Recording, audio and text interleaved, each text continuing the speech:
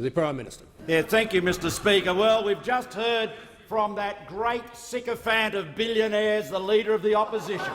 All the lectures he trying to run a politics of envy. When he was a regular dinner guest at Raheen, always there with Dick Pratt, sucking up to Dick Pratt. Did he knock back the Cristal? I don't think so. There was never a union leader in Melbourne that tucked his knees under more billionaires' tables than the Leader of the Opposition. He lapped it up. Oh yes, he lapped it up. Members on my he right. was such a sycophant, a social climbing sycophant, if ever there was one. There has never been a more sycophantic leader of the Labor Party than this one, and he comes here and poses as a tribune of the people. He, like Harbourside Mansions, he's yearning for one. He's yearning to get into Kirribilli House. You know why? Because somebody else pays for it. And just like he loved knocking back Dick Pratt's Cristal, justly look forward to living in luxury at the expense of the taxpayer. This man is a parasite. He has no respect for the taxpayer. He has no respect for the taxpayer any more than he has respect for the members of the Australian Workers' Union. He betrayed again and again. He sold them out. He sold them out. Some of the lowest paid workers in Australia, cleaners working at Clean Event, he sold out their penalty rates, and what did they get? They got nothing. But what did the union get? Cash money, payments. He sold them out in return for a payment to the union. That's what he did when he was their representative. And what does he do now? What does he do now as Leader of the Opposition? He is selling out the jobs of Australian workers. Every day he perseveres with his ludicrous policies on energy, which will have the result of further unsustainable increases in the cost of electricity. Now, I think I've seen more members of the AWU lately than he has. I saw them at Portland Aluminium, and they know that their jobs depend on affordable electricity, and they know that with the closure of Hazelwood and the crazy policies of the Victorian Labor government, supported by the policies of the Leader of the Opposition, they know that their livelihoods are at risk. And where is the champion of the AWU now?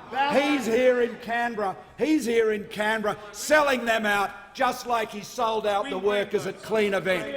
He has no interest in standing up for those workers. And Mr Speaker, I was also at Viridian Glass, also members of the Australian Workers' Union there. Viridian Glass's biggest element in its cost, the most volatile element in its cost, is the cost of energy, the cost of gas. It is becoming unaffordable. They moved their plant from New South Wales to Victoria. They closed their plant in New South Wales because energy was too expensive. They consolidated in Victoria, and now, thanks to the Labor Party's energy policies, driven by ideology, that too is put at risk. That is the reality. That is the front line where members of the Australian Workers' Union and many other unions find themselves today. The Labor Party cannot keep living in a parallel universe where you can preach ideological energy policies without any regard to how you are going to deliver reliable, affordable energy and, yes, meet your emission reduction targets, but meet the responsible ones we entered into in Paris, not just doubling it for no return from any other country. This is ideology. They call themselves the Labor Party. Well, Mr Speaker, manual labour's a Mexican bandit as far as they're concerned. Most of them have never done a day's work in their lives. I'm old enough to remember when the Labor Party's benches were filled with union officials who'd actually worked. Nowadays, look at the serried ranks of apparatchiks and political hacks. That is totally out of touch with the men and women they claim to represent. Now, Mr Speaker, this social climbing sycophant, this would-be tribune of the people, complains about cuts to company tax. Well, let me tell you, Mr Speaker, it's pretty straightforward. If you want more investment, and we do, then you want to increase the return on investment. You want to lower company tax. And that has been the consistent policy of governments of both political persuasions for many years. And in terms of consistency, let's have a look at what the Leader of the Opposition used to say about it. In 2012, he said right here, "As Australia is buffeted by economic events overseas, we understand that lowering corporate tax assists the creation of jobs." Lowering corporate tax assists the creation of jobs. And the social climber, warming to the occasion, went on to say, "What can be more important in this country than the creation of jobs?" I reckon he probably talked about that with Dick Pratt and Solly Lew and Lindsay Fox and all the other billionaires he likes sucking up to in Melbourne on their corporate jets. Or did he give them the sort of the blast of the sort of the good, attack on the rich, down with anyone that's got to quit? Did he give them that? I don't think so, Mr. Speaker. No, I think he just sucked up to them. I think he says one thing here and another thing in the comfortable lounge rooms of Melbourne. I reckon. I think we all know that. I think we know that. And then on company tax, he's quite an authority on it. The year before, he said cutting the company income tax rate increases domestic productivity and domestic investment. More capital means higher productivity and economic growth, and leads to more jobs and higher wages. I reckon he said that. I reckon Dick probably broke out an extra bottle of Cristal, wouldn't you say? For that, they would have all been very pleased when to hear that. They'd say, he's not like some of those other Labor people. He's really one of us. He's really on side. He's really on side. But now, of course, he's a wholly owned subsidiary of some very left-wing unions, and he has shifted, and he will say whatever suits his purpose from day to day. No consistency, no integrity.